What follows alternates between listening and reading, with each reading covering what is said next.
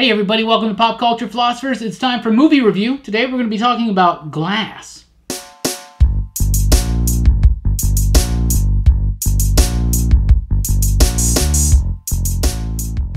That's right everybody, welcome to Pop Culture Philosophers. I am Rockin Robbie Billups. This is... Jelani Bullard. This is... Brooks. And today we're going to be talking about Glass, because Glass is a new movie by M. Night Shyamalan.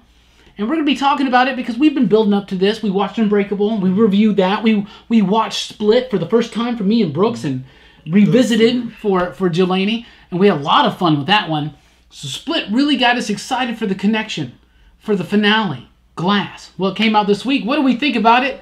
Well, let's see. Brooks, what do you think about Glass? I thought it was pretty good. What'd you like about it? Well, it was... I probably wouldn't have liked it as much, admittedly, if I hadn't, watched Unbreakable and Split before it.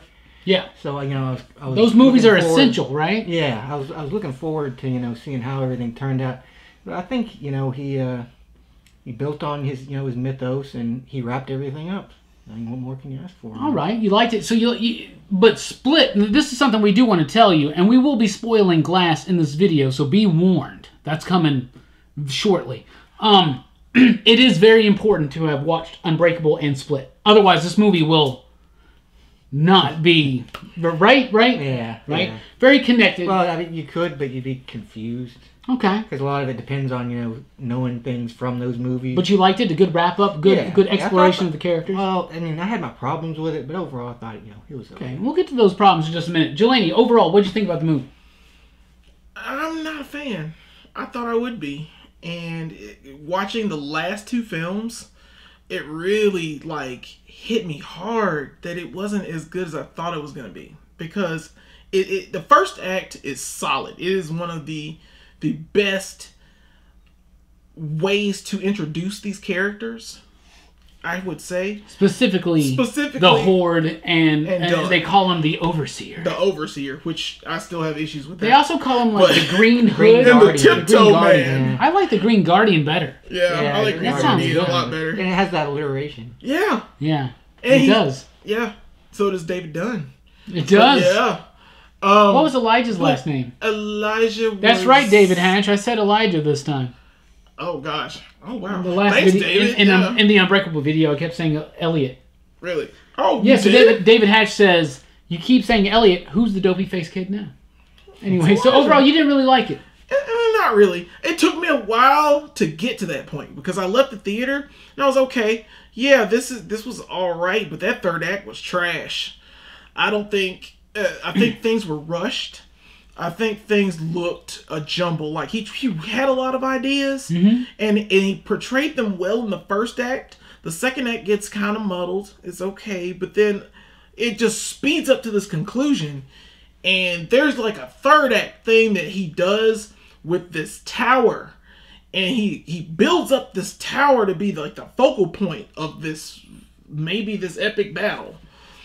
And you get to it, and you never get to that tower. Like, you never get to the tower to show the world. You feel like the movie doesn't deliver on its promise. It doesn't. It doesn't feel like it was earned.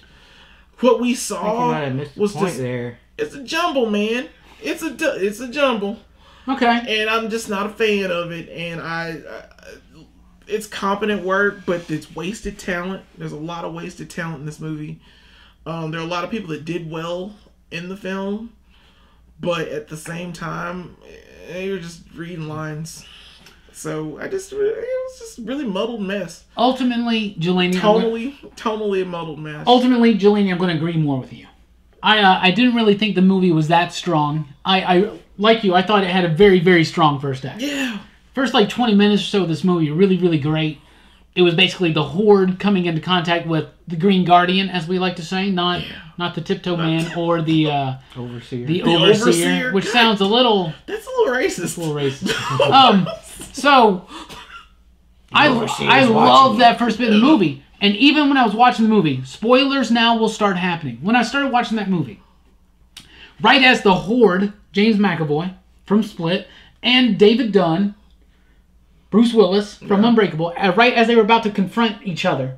Great build-up, and I was like, they're about to be captured. They got captured. To me, the movie got a little dull. Yeah. And I feel like after the capture scene, like the middle of the movie has a lot of serious lag. To me, the movie has a lot of lag and it's very dull. Yeah. And I was willing to kind of forgive that. And it wasn't Unbreakable slow. Because it was doing a decent exploration, Right. but I feel like at the end of the movie, we didn't get the promise that was delivered at the end of the movie. I didn't like the third act, and I absolutely hated the ending. In fact, the ending insulted me. But let's get to the main start. This movie's called Glass. And M. Night Shyamalan created this character of Mr. Glass. First name Mr., last name Glass. Samuel L. Jackson, I think, was wasted in this film. I don't really think that it took too long for him to show up. It took too long for him to actually show up once he did show up. And once he showed up, it was so quick, so out of nowhere, and I don't feel like they delivered on the promise of Glass. Brooks, what do you think? Samuel L. Jackson. Well, yeah, I mean, I had the same thing, like, it took too long to get to Mr. Glass, Mm-hmm. But, it was, setting up the other two characters. It was, and then Glass, and it took, even when he is there, it takes him a while to actually, become the character, because, a lot of time he's kind of playing possum, Yeah.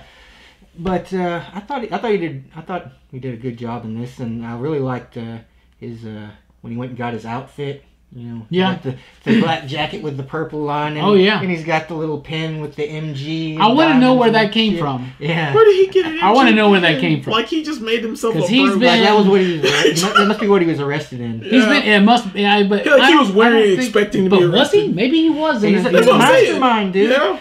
And that's another thing. I liked how they showed, him actually. Being a mastermind, having like this Outsmart. Intelligent like he was. outsmarting everybody, like it'd be nice to see misdirecting everybody. It'd be nice to see a Superman movie where Luthor was like that. Yeah. Right? Yeah. What do you think about Samuel L. Jackson in this movie and the He character? was wasted. Put him in the first act and don't leave him till the third act if you're going to call the movie Glass. You should have just called it, I don't know, 3 guys doing stuff. Well, even if you want to do the whole third man thing where you like name the movie after him and show him later, like once he shows up though, he's got to show up. He's got to show up. You got to turn him on, and you didn't. And it felt like he was just there. It would have felt better for me if he was an actual mastermind where he's already manipulated other people. I thought that the orderlies in the movie were underused because I thought they were going to help him. I really thought that he had already built That's one of the things I actually liked about the movie is the orderlies. Yeah, I feel like I like those little characters. There was a little bit of like some stuff going on there. They had one pretentious dude though. He was just like, yeah, he's a talker. The guy with the I liked him. I liked him. Yeah, and I knew he was going to die. And the moment that happened, that was really cool. It took him a long time to find that piece of glass. It took a long time. And then I was a little unclear. It's like, oh, so he took away. He broke the pictures. He took away the glass with the laser. But didn't the laser still bore into his head? No. Like, I'm so confused by that. Because he had no... I don't know. He took it out and... So were they like, it's not working? Him? I don't even know. Yeah, it was... Unclear to me. Bruce Willis plays David Dunn. Underused. The Green Guardian, the Overseer, which we think is an unfortunate name, and I think the Tiptoe Man's better than that. That sounds like... that sounds like a really... That sounds like the Tiptoe Man has potential to be a really good, like... C-list type horror movie. Doesn't it? The Tiptoe Man? That kind of sounds creepy. Imagine you're a kid. Don't go to sleep tonight, Jelani. The Tiptoe Man's coming after you. That's creepy to me. Like the Bye-Bye Man's cousin or something. Yeah. Anyway, I think that Bruce Willis did exactly the same thing he did in Unbreakable, because if you watch our Unbreakable video that we did earlier in the week, you realize that on the rewatch, I didn't think Unbreakable was as strong as I felt it was when I first watched it in 2000. To me, Bruce Willis did fine because he did exactly what he did in Unbreakable, which is mostly this.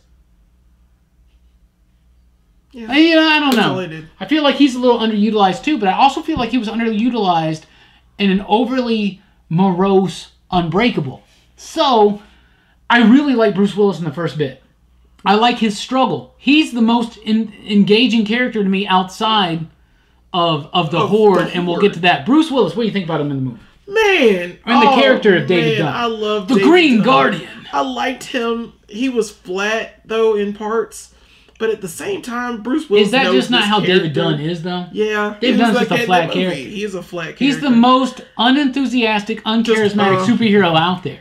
But he does his job. I'm going to put on this poncho. And just bump into people. Before we did the video, you mentioned one thing I want to point out real quick. and then I'll let you continue. But like you mentioned, how when the movie started, he was going against internet pranksters. Yeah. He should have been going after something a little bit more serious. He starts out to show us the seriousness of what him and his son are doing. Right? And he starts out, and I assume he should fight bank robbers, or he should stop a kidnapping, or something where he's known, but he's known for doing good stuff, not just beating up pranksters. That's just what he does in this.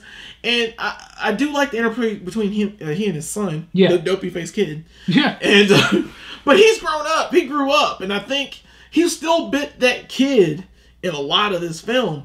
But Bruce Willis and his interplay and how Unbreakable progresses from that movie, like that was their natural progression to be, to work in security. Yeah. So it feels like that was a good progression for them.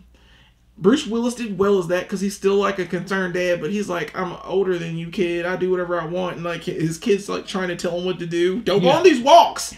Don't walk. And he's telling Bruce Willis all this stuff. Don't tell me what I can't do. Jeez, just let the guy fucking walk already. I mean, yeah. Oh yeah, M. Night was the guy in the security store. But Bruce Willis, what they did to Bruce Willis was what I felt like they did to Luke. I say that. Brooks, that's what I say. What about Bruce Willis, David Dunn? What do you think about him in this movie?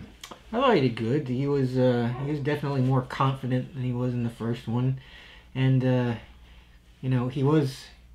it's kind of like obvious that he's going to be the first one to this whole psychological game that these people are playing, trying to make them think they're not powerful. It makes sense that he would be the first one to actually maybe fall for that. And he kind of does. Yeah. He slips into it. But I don't know. 19 years later, I think he knows he's a superhero. Right. By now. Yeah. Especially sure he's when they almost near drowned him with the big tank of water and the sprayers and all that stuff. I don't know. James McAvoy to me is still a delight in this film. Just as a great of a performance as in Split. Unfortunately, to me, the script doesn't give him enough subtlety as he had in Split. There was a little too much hamminess in this film, which leads me to think that maybe if it was a different actor portraying that character in Split, maybe Split wouldn't be as good as we think it is. James McAvoy is the best performer in this movie, in my opinion. What do you think about James McAvoy? An actor can only do so much. Well, what do you think about McAvoy in this film? I thought he was really good in this. Is he not the best part? Yeah, I think he's probably the most interesting character. What I'm saying is how important McAvoy's role, like how important his performance is to the success of Split. Because any other actor, that would have come across very, very hammy. Very, very just, and he's chewing scenery and he's doing over the top. But like James McAvoy is brilliant as the Horde to me. And the way you see him change, the physically, in voice, emotionally, like just the character changes. His eyes change. Everything changes. What do you think about McAvoy? Well, he was as good as he was in Split, Yeah. And that's probably one of the things I like the most about this movie is how much, development his character got. Okay. And I was really sad when he died. We'll get to that in just a minute. Jelani, McAvoy, what do you think? Man, he was the best character in this film. Like, this they could have called this Split 2 for me. And I'd be like, all right. And left out David Dunn. And Philip, I almost said Philip Glass. Mr. Glass. That's true. Because all you needed to do, you could put characters that were kind of like that in the film. Who cares? But, man, he was far away the best character. Hedwig is my favorite so far, etc. He's amazing as a 9-year-old kid. He's amazing as a woman. He's amazing as a diabetic woman who's very, very aggressive. The woman that has a shirt tied up in the front of her. Yeah. Is he not a man when he's diabetic? I think that's a man. That's a woman. That was a woman. Is it? The personality was a woman. The personality is a woman. I thought that was Barry. No, because the next one was like her identical twin sister or something. Yeah, Barry was only there once. Yeah, he was there.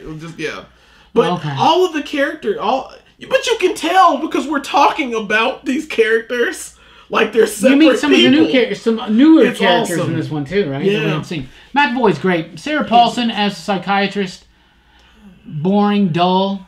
I don't really think I like Paulson in much that I've seen her in. What do you think about her performance or the character? She's the worst thing in the film. Well, no, she's not. I take that back. I got one more worse than that. She's just, yeah, it's a delusion. Just how she is in the trailer. It's basically she just sucks the life out of every scene with her like dulls the movie down a little bit. It's like, and like people already know they're superheroes, and then there's a twist with her. Thanks, M. Night, and it's just it didn't need to be there. Yeah, and a lot of things that she did and her motivations, they're just dumb. She said dumb motivations. I'm gonna get these 3 people together and rehabilitate them. And even before you realize the twist at the end. Yeah, even before the twist, which we'll get to that in just a second. You're like, what the hell? Why is this your motivation? What do you think about Paulson, the doctor, in this film? Yes, she was the worst part of the film. But I don't think she was that bad, and it was kind of part of her, role to be that way, sort of. Yeah. Because she's the villain, but you're not supposed to know she's the villain, really. It's trying to, the movie's kind of trying to fool you into thinking she's not the villain. Yeah. Because that's her role. She's trying to convince them that she's trying to help them. But really, the way she's portrayed and everything, you can tell she's the villain. Yeah. Yeah. You look at her immediately. She doesn't play it well. She looked like the villain in the movie. What was Harry Potter books. Dolores Umbridge. She's freaking Umbridge. And F Umbridge, man. Oh my god. F Umbridge. That character, Dolores Umbridge. We can do a whole video about my hatred for her. We could do a whole because series. she had children, right on the magic thing until scars appeared on their hands. Oh, Jesus. It's so much work, man. We're getting into Harry Potter She had some territory. good ideas. Which means I gotta rein this in. Really? So there were other supporting characters from the other 2 movies. We had the Mother of Glass, the son of the Green Guardian, and of course, was Casey? I felt like all 3 of them were kind of wasted. Though I do think that David's son was better in this movie than Unbreakable because he was way less dopey-faced. He's great. But there was a moment in the film where he went, right? But I thought he did a good job. And I thought that he's grown up into a very handsome man. Really? I thought that the performers, the actors, did a great job in those roles, but those roles there was nothing there. It was so cheesy. It was so cheesy, which leads me into the end of the film. But before we get to that, what do you think about those characters? Because I think that those characters, especially, what's her name from Split? Casey? Wasted to me. Casey is the worst character in this film. But she was one of the best and most intriguing characters from Split. Yeah, she's the best character in Split. And I don't remember seeing her in the trailer, so I was wondering if she was going to be in this film, and she's in the film, and I think you don't use her. Man, she's actually a pretty big part of this. She's a big part of the story because she gets to Kevin. Because she reads a comic book that lets her understand this dude. Oh my god. She reads a comic book. I think she has telepathy. That's what I thought. She doesn't have any powers. That's just a theory. She's a but I think she regular has girl, telepathy. and they make her she's so flat, and it's not her fault. Because Anya Taylor-Joy is amazing. I love her in everything she's ever done. She's great in Split. She's awesome in Split, and she's just not used here, and they make her. And you were right in the last video we talked about for Split. She gets her uncle put in jail, so she lives with a foster family. So it's nice to know that we did get that impression. impression. That there's a good impression that it worked, that she told on him. So it feels... the foster home she's in, everybody seems really happy. All the she's kids happy. You see more all the kids of that. seem to really like her. You see. Yeah, but it's so subtle, man. So, and it could have been done so much better. What do you think about the supporting cast?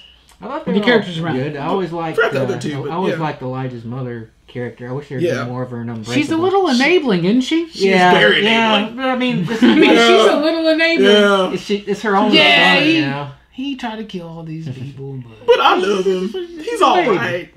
Only mama could love him. I thought she was really good. And, she's good. And Dopey Face did a good job. Boy, this guy, better hope this guy doesn't watch your video. Nah, surely not. If he does, I'm serious. You did a great job in Glass. You think you call me handsome now? I'm gonna forget about you calling me dopey faced. Yeah, you did. I think that every performer in all 3 of these films is a brilliant performer. I just feel like M. Night doesn't give you the best material to work with. That's what I want to get into real quick. Yeah, here we go. The ending. I hate the ending of this film so much. I liked the movie at first. Then I started thinking it was getting a little dull, a little boring, a little predictable. And then the ending happened, and I thought it was lackluster, insulting. And the moment... Spoilers! Say it with me. 1, 2, 3. Spoilers! The moment David Dunn starts getting drowned in a pothole, I'm out. I'm checked out. Jelani, the ending. Do you like it? Do you love it? Why? Like, you get all these ideas, and then by the third act, it blows up in your face. There are parts where Glass should have made more of an impression in this film. Yes. He should have been more of an impression. The movie is called Glass. He doesn't show up till like the last half of the second act, and like you're like, and he's been nervous sitting in a chair, ticking the whole time. I'm like, you're obviously. I do like how sick. the tick corresponds eventually to the tick in the music. Yeah. It does do that. But even that got a little obnoxious, and I go, like, is M. Night Shyamalan thinking that he's making The Watchmen right now? That third act, man. I feel like he thinks he's making The Watchmen. Like, he's doing something that important. And I'm like, dude, you could have been making the cinematic equivalent of The Watchmen. Something, a very strong statement on superheroes that's very dark and a deconstruction of the superhero genre. If this movie came out in 2001. Yeah. Unfortunately... We live now. We've had Infinity War. We've had. And plus, you've had plenty of time. They made Aquaman $1 billion making movie. It's Aquaman. To me, that last act feels so just like you said. They don't get into the tower. You tell me about this tower. They have this big tower, and they're like, dude, oh, they're all about it. Dude, the point was that he knew they weren't going to make it to the fucking tower. That's why he had the backup plan. The tower was a fucking misdirect, dude. I get that. That's a terrible misdirect, though. I get that, but as an audience... Well, everyone believed it, so it obviously was pretty good. God dang it. Oh, that's terrible. I had all the cameras I needed. You thought they were going to end up at the tower, didn't you?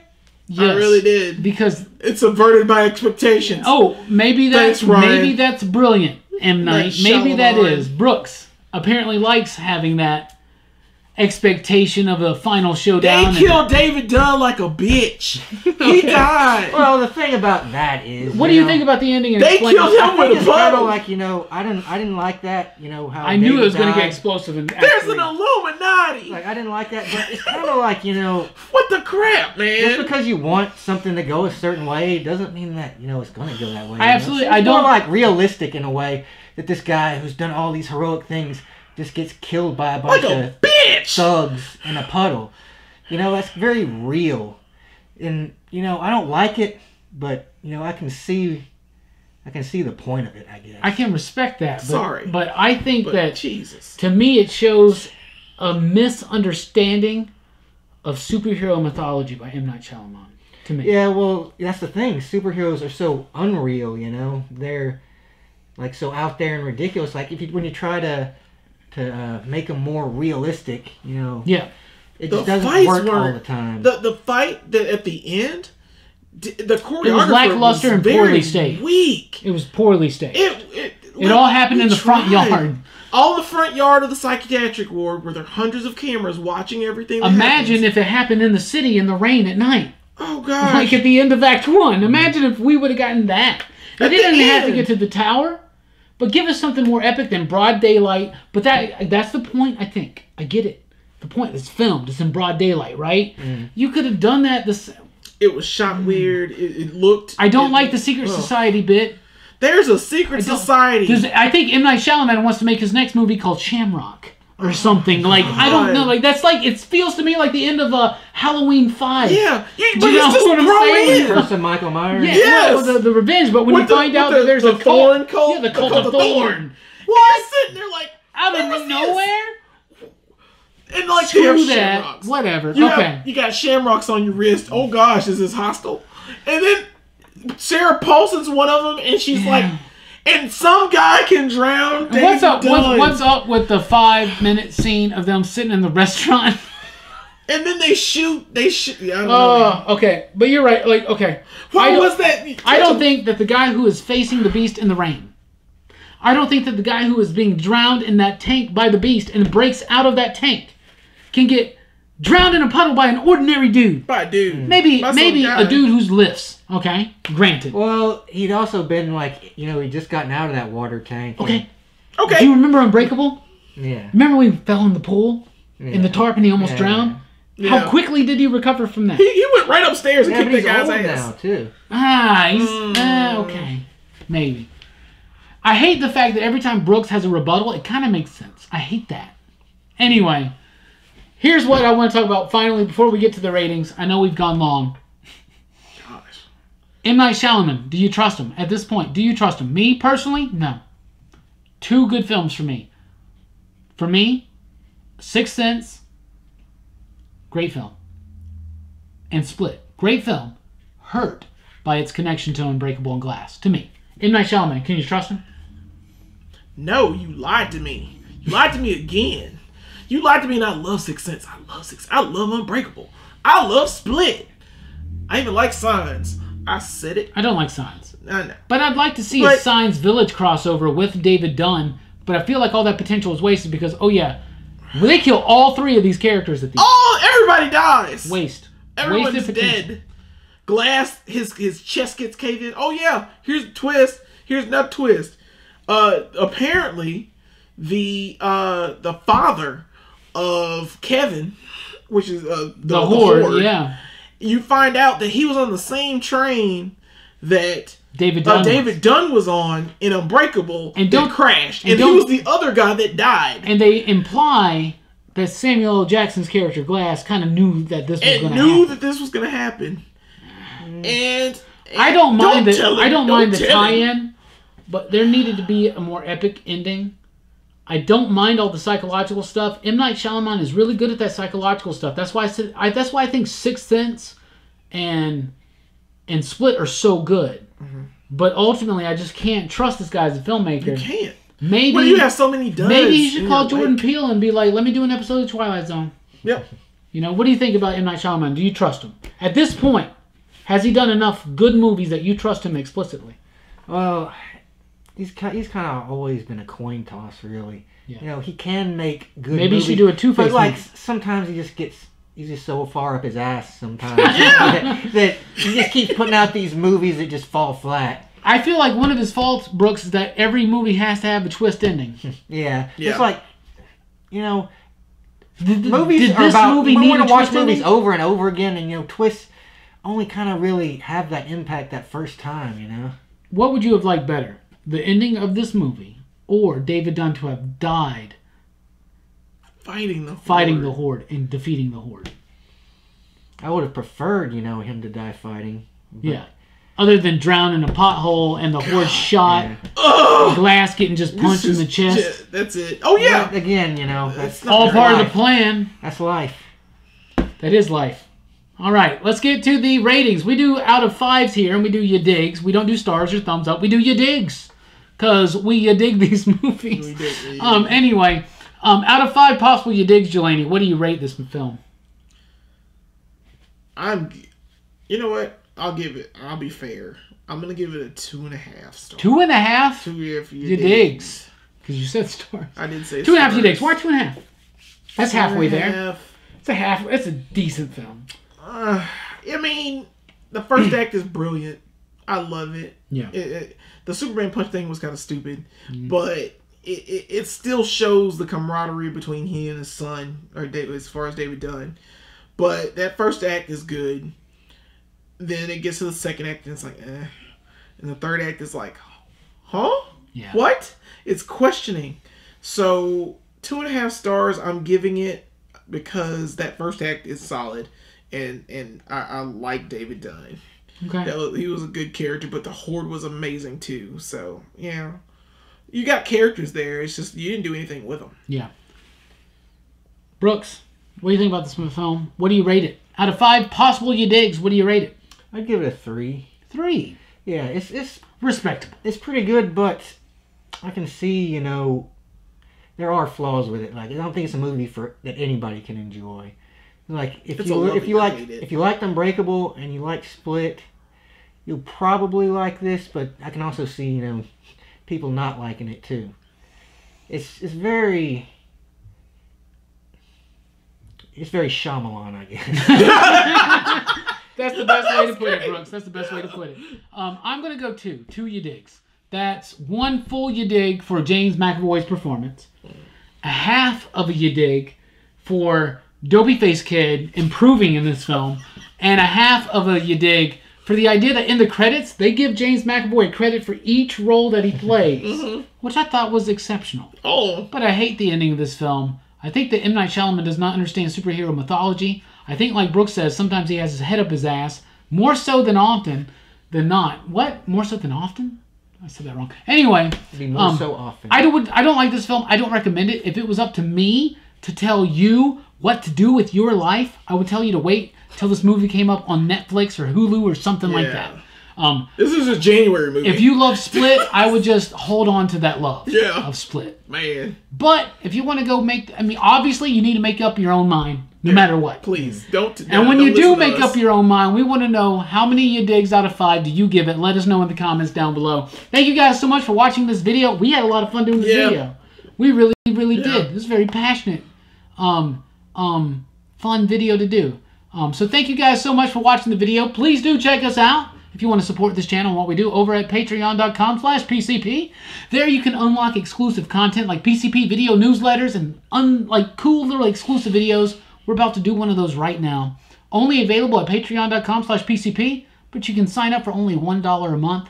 It's the best deal out there. Better than Hulu, better than Netflix, better than DC Universe, but what else is there?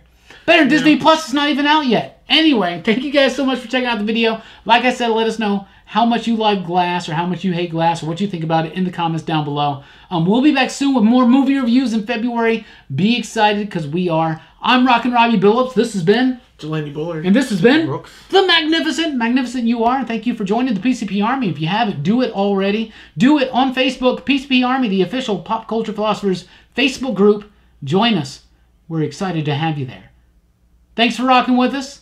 You dig?